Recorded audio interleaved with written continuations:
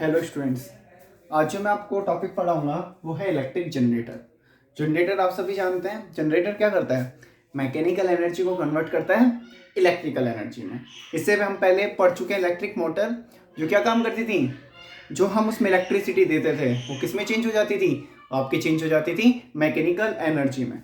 यही तो होता है मोटर में, इलेक्ट्रिकल एनर्जी चेंज हो जाती है मैकेनिकल एनर्जी में। अब हम जो बात कर रहे हैं स्टूडेंट्स, वो बात कर रहे हैं इलेक्ट्रिक जनरेटर की। इलेक्ट्रिक जनरेटर क्या होता है? Mechanical energy change into electrical energy. कि हम किसी चीज में मैकेनिकल एनर्जी देंगे, आपको ये बात पता ही है, 9th क्लास में हमने सीखी है। एक एनर्जी दूसरी फॉर्म एनर्जी की फॉर्म में क्या हो सकती है? चेंज हो जा सकती है। ये बात आप सभी को पता है। तो यहाँ पे हम जो बात कर रहे हैं, कर रहे हैं मैकेनिकल एनर्जी को चेंज कर रहे हैं किसमें? इलेक्ट्रिकल एनर्जी में। तो इसी को हम क्या बोल देते हैं? हम बोल देते हैं जनरेटर। ये बात आप सभी को क्लियर हुई होगी, जनरेटर क्या है, मैकेनिकल एनर्जी को इलेक्ट्रिकल। अब देखिए जनरेटर होता क्या है। जनरेटर में हम एक इंजन काम में लेते हैं जो किसी कॉइल को घुमाता है। देखिए किस तरह से इसका कंस्ट्रक्शन होता है। तो जनरेटर समझ में आया। अब वर्किंग, पहले इसमें कंस्ट्रक्शन देखते हैं। देखो क्या होता है, प्रिंसिपल समझिए इसका। देखिए प्रिंसिपल क्या होता है कि जब भी कोई कॉइल किसी मैग्नेटिक फील्ड में घूमती है, जब भी कोई कॉइल किसी मैग्नेटिक फील्ड में घूमती है तो वो क्या करती है? फ्लक्स में चेंज करती है। और फ्लक्स में चेंज होने से क्या बन जाता है? इंड्यूस ईएमएफ बन जाता है। और उस ईएमएफ के कारण उस सर्किट में क्या फिल होने लग जाती है? करंट। दोबारा सुनिए क्या बोला है। मैंने बोला है कि जब भी किसी सर्किट में, जब भी किसी कॉइल को हम किसी मैग्नेटिक फील्ड में घुमाते हैं तो उसके अंदर क्या हो जाता है? उसके अंदर इंड्यूस ईएमएफ हो जाता है, ईएमएफ जनरेट हो जाता है। और जिसके कारण उसमें कॉइल में इंड्यूस करंट जनरेट हो जाता है, करंट फ्लो होने लग जाता है। बात समझ में आई? कि अब देखिए किस तरह से कि हमने यहाँ पे कंस्ट्रक्शन की बात करते हैं तो दो मैग्नेट ले ली, नॉर्थ और साउथ। इन दोनों मैग्नेट्स के बीच में मैग्नेटिक फील्ड बनने लग जाएगा। मैग्नेटिक फील्ड, यहाँ पे हमने कॉइल रख दी, रेक्टेंगुलर कॉइल। ठीक है, रेक्टेंगुलर कॉइल मैं आपको बताता हूँ किस तरह से। हाँ देखिए स्टूडेंट्स, जैसे मैंने ये रेक्टेंगुलर कॉइल रख दी इन दोनों मैग्नेट्स के बीच में। अब ये कॉइल जो क्या करेगी, अब हम कॉइल को रख दिया, रेक्टेंगुलर कॉइल रख दी, बार मैग्नेट रख दिया। यहाँ पे हमने रिंग्स कनेक्ट कर दी। यहाँ पे हमने कनेक्ट कर दी क्या? Rings, R1 and R2। R1 और R2 रिंग्स कनेक्ट कर दी। फिर हमने इसी के साथ कनेक्टेड कर दी क्या स्टूडेंट्स? ब्रशेस कनेक्ट कर दी, B1 और B2। यहाँ तक आप सभी को बात क्लियर है? B1 and B2। अब हम स्टूडेंट्स बात करते हैं। देखिए क्या हमने रिंग्स यहाँ पे कनेक्ट करी, B1 एंड B2। वो ब्रशेस हमने कनेक्ट करी, B1 एंड B2। ये हो गई हमारी बार मैग्नेट। अब हम क्या कर रहे हैं, इस कॉइल को इन दोनों बार मैग्नेट्स के बीच में घुमाएंगे। जब हम इस कॉइल को इस बार मैग्नेट के बीच में घुमाएंगे तो यहाँ पे जो मैग्नेटिक फ्लक्स बना हुआ है, ये जो मैग्नेटिक फ्लक्स, क्योंकि आपको पता है नॉर्थ पोल से कहाँ पर जाता है? साउथ पोल की तरफ। हम मैग्नेटिक फील्ड की प्रॉपर्टीज पढ़ चुके हैं, मैग्नेटिक फील्ड लाइंस की, नॉर्थ से साउथ। तो ये जो फ्लक्स जब इसमें, ये कॉइल जब इसमें घूमेगी तो इस फ्लक्स में क्या करेगी? चेंजेस करेगी, मैग्नेटिक फील्ड में चेंजेस करेगी, जिसके कारण फ्लक्स में चेंज होंगे। और फ्लक्स में चेंज होने के कारण ईएमएफ बन जाएगा। तो जब ये कॉइल इसके अंदर घूमेगी, ये जब कॉइल इसके अंदर घूमेगी तो इसमें क्या होगा? मैग्नेटिक फ्लक्स में चेंज होगा। और मैग्नेटिक फ्लक्स में चेंज होने के कारण यहाँ पे क्या जनरेट हो जाएगा स्टूडेंट? यहाँ पे ईएमएफ जनरेट हो जाएगा। और अब देखिए जो मैं आपको बता रहा था क्या, ये तो इसका कंस्ट्रक्शन पढ़ रहे थे। तो मैग्नेट ली, बीच में कॉइल रखी, यहाँ पे हमने एक रिंग R1 कनेक्ट कर दी, यहाँ पे रिंग R2, ये रिंग। ठीक है, यहाँ पे हमने ब्रशेस कनेक्ट कर दी जो रिंग R1 से जुड़ी हुई है। और इधर हमने ब्रश कनेक्ट कर दी जो कि किससे जुड़ी हुई है? R2 से जुड़ी हुई है। ठीक है, अब देखो ये क्या हो रही है कि जब ये घूम रही है ना, तो ये R1 और R2 अपनी अपनी जगह पे चेंज नहीं हो रहा है कुछ भी। R1 अपनी जगह पे घूमने जा रही है और R2 अपनी जगह पे। यहाँ पे हमने ब्रशेस कनेक्ट कर दी जिससे हम चार्जेस को कलेक्ट करेंगे। कंस्ट्रक्शन समझ में आया? अब वर्किंग समझते हैं कि जब इसमें कॉइल कोई घूमेगी तो मैंने अभी आपको बताया मैग्नेटिक फील्ड बदलेगा, मैग्नेटिक फ्लक्स में चेंज होंगे। और मैग्नेटिक फ्लक्स में चेंज होने के कारण ईएमएफ बन जाएगा। और ईएमएफ के कारण इसमें करंट फ्लो होने लग जाएगी। अब हम देखते हैं करंट फ्लो कैसे होगी। तो बेटा मैंने आपको बताया राइट हैंड रूल, और मैंने आपको बताया था किस काम आएगा? जनरेटर के काम आएगा। अब देखिए जनरेटर में कैसे काम आएगा कि यदि मान लीजिए हम इसको घुमा रहे हैं और ये वाला हिस्सा तो आ रहा है ऊपर की तरफ और ये वाला हिस्सा जा रहा है नीचे की तरफ, पीछे की तरफ।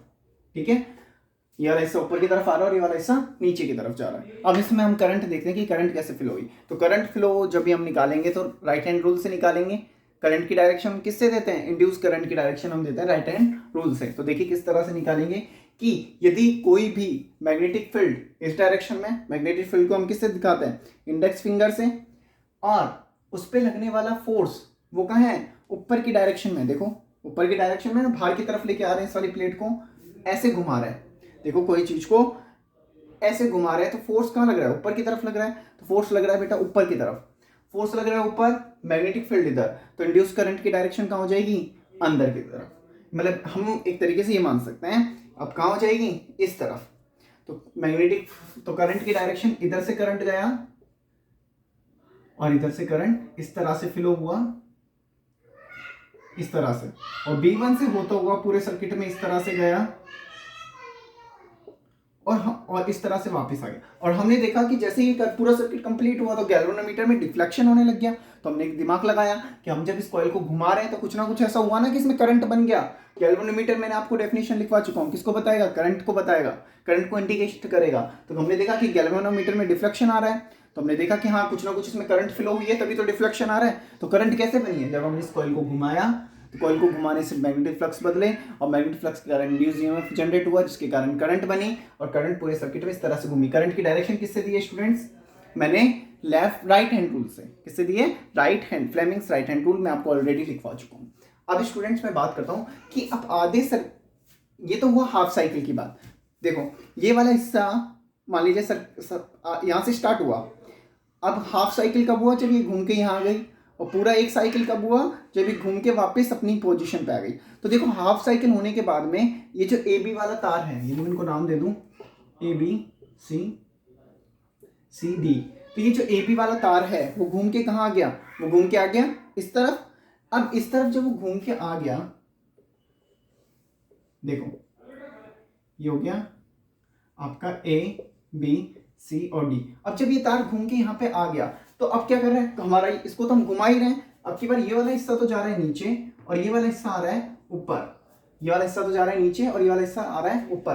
पहले सीडी के अंदर करंट कैसे थी, नीचे की तरफ जा रही थी, लेकिन अभी हमने सीखा कि अब यदि ये ऊपर आ रहा है तो सीडी में करंट कहाँ जाएगी, सीडी में करंट जाएगी अब की बार ऊपर की तरफ। तो आपने देख, और ए बी में करंट कहाँ जाएगी, नीचे की तरफ, क्योंकि ऐसे आके ऐसे ही तो जाएगा।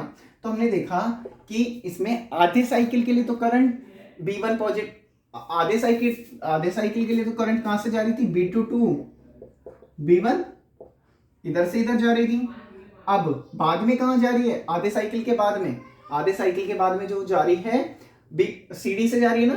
देखो अब की बार हम बात करें AB से, तो करंट अब की बार फ्लो हो रही है जब ये घूम गया। तो जब ये घूम गया तो हमने देखा क्या कि अब की बार जब ये घूम गया तो यहां से तो कनेक्टेड है B2, यहां से तो कनेक्टेड है B2 और इससे क्या कनेक्टेड था, AB से B1। तो अब देखो करंट कैसे जा रही है, तो करंट देखो यहां से बनी, ये बनी और ये B1 से जाती हुई किस में जाएगी, B2 में। तो अब की बार करंट ऐसे जा रही है, ठीक है। गैल्वेनोमीटर में डिफ्लेक्शन इस तरफ आ रहा है, अब की बार करंट कहां से जा रही है, इधर से होते हुए AB से होते हुए B2, यहाँ पे हम कह सकते हैं किससे, B1 टू B2 जा रही है। तो हमने देखा कि अल्टरनेटिंग जो करंट होती है ना बेटा, वो बदलती रहती है, आधे साइकिल के लिए पॉजिटिव, आधे साइकिल के लिए दूसरा वाला नेगेटिव। मतलब एक बार डायरेक्शन इस तरफ आ रही है तो एक बार डायरेक्शन इस तरफ आ रही है हाफ साइकिल के लिए। तो इससे हम बोलते हैं AC जनरेटर। हम जो इलेक्ट्रिसिटी जनरेट करते हैं, AC की यदि हम इलेक्ट्रिसिटी जनरेट कर रहे हैं, अल्टरनेटिव करंट जो बदलता रहता है, दो टाइप के करंट होते हैं ना, DC डायरेक्ट करंट जिसकी वैल्यू बदलती नहीं है, और अल्टरनेटिव करंट जिसकी वैल्यू बदलती रहती है। तो अल्टरनेटिव करंट जनरेटर हम इस तरह से बनाते हैं, बात समझ में आई। AC जो करंट जनरेटर होता है वो हम इस तरह से बनाते हैं जैसे अभी मैंने आपको बताया, क्योंकि यहाँ पे वैल्यू क्या होती रहती है, बदलती रहती है। ये बात आप सभी को क्लियर हुई, यहाँ पे वैल्यूज क्या होती रहेगी, बदलती रहेगी स्टूडेंट्स। और यहाँ पे जो ये इसका एक्सेल होता है वो इसको फिक्स रखने के काम आता है, रिंग्स को सपोर्ट करता है। ये B1 B2 रिंग्स जो होती हैं उनको क्या करता है, अपनी पोजीशन पे फिक्स रखती हैं। तो इसका जो वर्किंग होता है वो यही होता है कि आधे साइकिल के लिए तो इस तरह से डायरेक्शन बनेगी, और डायरेक्शन हम किससे देंगे, फ्लेमिंग्स के राइट हैंड रूल से, ठीक है। और आधे साइकिल के लिए जिनकी डायरेक्शन होगी वो क्या हो जाएगी, उल्टी हो जाएगी, बिल्कुल अपोजिट हो जाएगी। अब क्यों हो जाएगी वो मैंने अभी आपको बताया कि अब की बार करंट ऐसे फ्लो हो रहा है, ठीक है। तो पहले B2 टू B1 था, तो अब की बार B2 टू B1 मतलब ब्रश B2 से कहाँ जा रहा था करंट, B1 की तरफ, और अब की बार जो करंट है वो B1 से आता हुआ कहाँ जाएगा, B2 की तरफ। तो बेटा ये हमारा जो था ये क्या था, ये हमने पढ़ा है आपका AC जनरेटर के बारे में, ठीक है। AC जनरेटर के बारे में आप सभी अच्छे से समझ गए होंगे कि एसी जनरेटर क्या होता है और किस तरह से इसकी वर्किंग होती है, ठीक है। और यहाँ पे ये जो चीज़ होती है इसको इफेक्ट नहीं करती, ये जो एक्सेल होता है जिसपे घूमता है, तो जब रोटेशन हो रहा है तो ये B1 और B2 ब्रशेस को क्या करनी, इफेक्ट नहीं करेगी, ठीक है। तो एक बार B1 पॉजिटिव दे रहा था तो एक बार B1 नेगेटिव देगा। अब ये तो बात हुई हमारे AC जनरेटर की। अब यदि मान लीजिए हमें DC जनरेटर बनाना है, तो DC जनरेटर में बेटा हम बस यहाँ पे चेंज कर देते हैं, DC जनरेटर में हम बस यहाँ पे चेंज कर देते हैं रिंग्स और ब्रशेस को की जगह हम स्लिप रिंग्स लगा देते हैं। क्या लगा देते हैं, स्लिप रिंग्स, और इसको हम बोलते हैं क्या, स्लिप रिंग्स के साथ में इसको बोलते हैं हम कम्यूटेटर। क्या बोलते हैं, यहाँ पे हम इन दोनों रिंग्स की जगह कम्यूटेटर लगा देंगे, जिससे क्या होगा, कम्यूटेटर क्या काम करेगा, कम्यूटेटर मैं आपको ऑलरेडी मोटर में बता चुका हूँ, जिससे वो क्या करेगा, पोलैरिटी जो चेंज होगी, पोलैरिटी चेंज होगी तो ब्रशेस को भी घुमा देगा, ठीक है। पोलैरिटी चेंज होने के बाद वो इसको हमें डीसी करंट प्रोवाइड कराता है, पॉजिटिव है तो पॉजिटिव ही रखेगा, नेगेटिव है तो नेगेटिव रखेगा। हम यहाँ पे क्या लगा देंगे, कम्यूटेटर लगा देंगे, किस केस में, यदि हमें डीसी जनरेटर बनाना है तो, ठीक है। तो एसी जनरेटर समझ में आया आप सभी को। वीडियो को आप एक बार नहीं समझ में आया 2 बार देखना, 3 बार देखना, श्योरली ये टॉपिक आपको बहुत अच्छे से समझ में आएगा, ठीक है। मैं आपको इसके नोट्स सेंड कर दूंगा, और ठीक है स्टूडेंट्स, और आप इस वर्क को अपने को डेली करें, पढ़ाई डेली करें, और टॉपिक जो वीडियो है आपकी वो पूरी कंप्लीट देखा करें, टॉपिक समझ में आएगा, श्योर है टॉपिक आपको समझ में आएगा, बस आप अपनी कंसंट्रेशन से उस टॉपिक को स्टडी करें, ठीक है। तो टॉपिक समझ में आया आपको कि हम जब एक स्ट्रॉन्ग मैग्नेटिक फील्ड में किसी रिंग को जब घुमाते हैं तो उससे क्या होगा, उससे मैग्नेटिक फ्लक्स में चेंज आएंगे, क्योंकि देखो जब आप इसको घुमाओगे तो इससे क्या आएंगे, मैग्नेटिक फ्लक्स में बदलेगा, और मैग्नेटिक फ्लक्स जब इसका बदलेगा तो यहाँ से इसमें इंड्यूस ईएमएफ बनेगा, और यदि ये सर्किट क्लोज है, सर्किट क्लोज का मतलब पूरा इस तरह से बंद है सर्किट, तो इसमें क्या फिल होने लग जाएगी, करंट भी फिल होने लग जाएगी, और करंट फिलो यदि इसमें होने लग गई है तो करंट के कारण क्या, हमें करंट ही तो बनानी थी, और ये किसकी तरह वर्क करने लगे, जनरेटर की तरह। जनरेटर क्या काम कर रहा है, करंट ही तो बना रहा है। तो बात समझ में आई, ये तो था। लेकिन एसी जनरेटर जब हम रिंग्स और ब्रशेस को लगा रहे हैं इस तरह से, ठीक है, और इसी की जगह यदि हम कम्यूटेटर लगा देंगे तो हमारे पास क्या बन जाएगा स्टूडेंट, डीसी जनरेटर। ये तो है अल्टरनेटिव करंट जनरेटर, जो हमारे घरों में जो इलेक्ट्रिसिटी आ रही है कैसी आ रही है, अल्टरनेटिव, जिसकी पोलैरिटी बदलती रहती है, कभी पॉजिटिव होती है कभी नेगेटिव। लेकिन डीसी करंट क्या होती है, जिसकी पोलैरिटी बदलती नहीं है। सिंपल से आपका छोटा सा सेल वो क्या होता है, मान लीजिए यहाँ पे मैंने एक एलईडी लगा दी, तो ये पॉजिटिव और ये नेगेटिव, तो ये हमेशा पॉजिटिव ही देगा और ये हमेशा नेगेटिव ही देगा, ठीक है, पोलैरिटी बदली नहीं। लेकिन ऐसी करंट में ऐसा नहीं होता, इसका जब आप ग्राफ बनाओगे तो इस तरह से आएगा बिल्कुल सीधा। लेकिन एसी करंट ऐसा नहीं होता। एसी करंट क्या होता है, जिसमें पोलैरिटी बदलती रहती है, कभी पॉजिटिव फिर नेगेटिव, एक पर्टिकुलर टाइम के बाद में, एक पर्टिकुलर फ्रिक्वेंसी के बाद में, एक बार पॉजिटिव एक बार नेगेटिव। तो बात समझ में आई, एसी और डीसी करंट समझाया मैंने आपको, और जनरेटर के बारे में बताया कि जनरेटर क्या होता है। तो जनरेटर क्या होता है, जो मैकेनिकल एनर्जी को इलेक्ट्रिकल एनर्जी में बदलता है। मोटर हम ऑलरेडी पढ़ चुके हैं। मोटर क्या होता है, जो आपकी इलेक्ट्रिकल एनर्जी को बदलता है मैकेनिकल एनर्जी में। टॉपिक्स आपके स्टूडेंट्स बिल्कुल क्लियर होने चाहिए, ठीक है स्टूडेंट। तो आज की वीडियो में इतना ही, नेक्स्ट वीडियो में नया टॉपिक पढ़ेंगे। आप सभी पढ़ाई करिए, घर पे फिजिक्स डेली पढ़ा करें। Okay students, thank you.